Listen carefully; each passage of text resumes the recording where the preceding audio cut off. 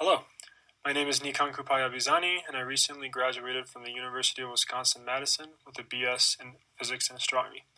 I've been accepted to Wisconsin's graduate program for atmospheric sciences. Today I'll be presenting some of my work on investigating potential seasonal effects on geocoronal hydrogen emission. I'm conducting this project along with my mentor Susan Nossel and my colleague Ariana Ranabat. I'll begin by giving a brief overview of our research, detail some background information, take you through our process of data collection, analysis, and calibration, and finally showcase what is in store for the future of our work. We're investigating how hydrogen Balmer alpha emissions vary with shadow height, season, and the solar cycle. Data from the Wisconsin H-alpha map or FABI-Pro was utilized when it was in Cape Peak, Arizona. This device recorded emission data that we used in order to construct plots showcasing the relationship of hydrogen emission intensity and shadow height.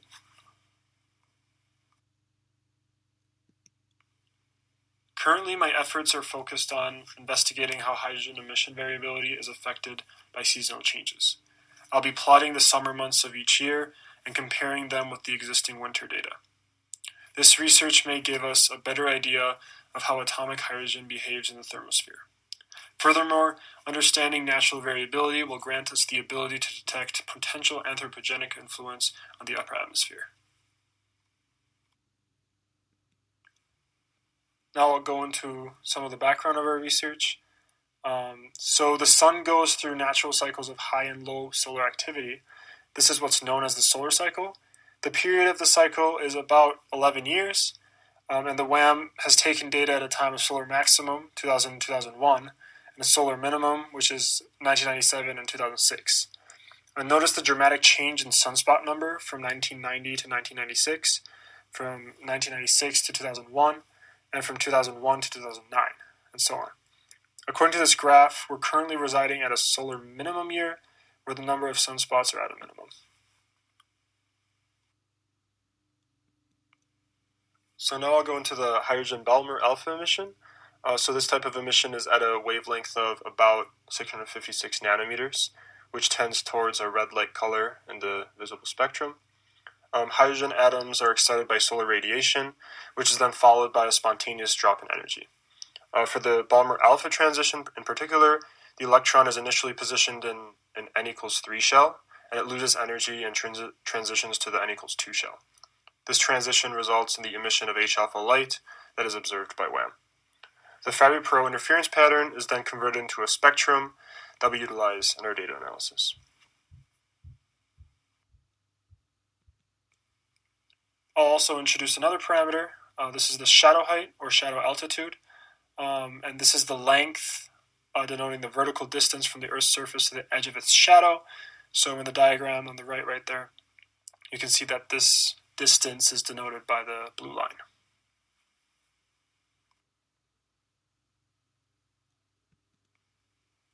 Now I'll shift into covering some details about data collection. So the WAM FABI-Pro, which is pictured on the left, is used as a means to collect hydrogen emission data from the upper atmosphere during the nighttime. The data is then converted to a spectral profile, and you can see one of those profiles pictured on the right there, that can be used for analysis. The spectra are uploaded to a directory, and then eventually they're accessed using the Unix operating system. So our step-by-step process of data analysis is as follows. We obtain the spectral data from WAM that was accessed through the Unix operating system. The data is then fit using the Voigt fit spectral fitting code. This fit grants us with a numerical value for the area under the curve. This value is then compared with a nebular calibration source to calculate the emission intensity. And as mentioned before, the header is used to obtain variables such as zenith angle, shadow height, exposure time, and those parameters. And note that in general, the header gives information about how observations were made, including the time of observation and pointing direction. And then lastly, data is entered into an Excel spreadsheet, and then using Python, a plot is constructed displaying hydrogen emission intensity as a function of shadow height. So now diving into calibration of this data, the Balmer alpha emission intensities in the upper atmosphere that are required by WAM are calibrated with respect to the Balmer alpha emission intensities of the North American nebula, which is pictured on the left right here.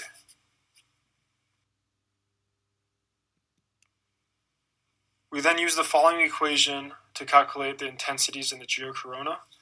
This factor allows for the scaling of the intensities in a way that's meaningful for data analysis. Additionally, data with zenith angles of less than or equal to 50 degrees was used in order to reduce the impact of atmospheric scattering on atomic hydrogen emission. This figure showcases one example of a finalized plot and is a work in progress. I plan to analyze WAM observations from additional months during 2006. I then plan to compare the 2006 solar minimum observations with those from the year 2000 during near solar maximum conditions. The plot displays intensity in Rayleighs as a function of shadow height in kilometers for 3 months in the year 2006. Please note that the legend has the dates listed in the following format: year, month, and day. We can see that hydrogen Balmer alpha emission is most intense just outside of Earth's shadow. Furthermore, as shadow height increases, we observe a dramatic decrease in the intensity. I am now working towards adding more months to this plot and also plan to construct similar plots for other years. So when we carry out research, it's important to acknowledge why all of this matters and, in general, how it's contributing to the science in the field. This research is being conducted with the hope of contributing to the understanding of atomic hydrogen behavior in the thermosphere and exosphere.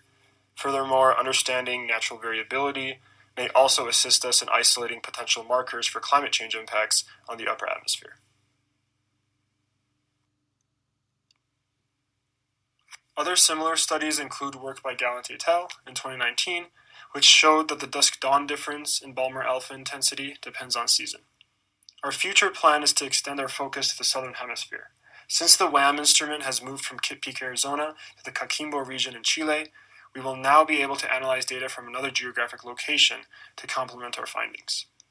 We're in the process of analyzing data from solar minimum and maximum conditions and different seasons. This is done to investigate whether there's a seasonal dependence of hydrogen emission response to changes in solar activity. In addition, we plan to compare WAM observations taken from the southern and northern hemisphere. I will then attempt to couple these new findings with the effects of seasonal variability to gain an even deeper understanding of this upper atmospheric phenomenon. Thank you very much for listening. We are grateful for support provided by the National Science Foundation and for funding from the University of Wisconsin-Madison Physics Department. If you have any questions, feel free to contact any of us via email.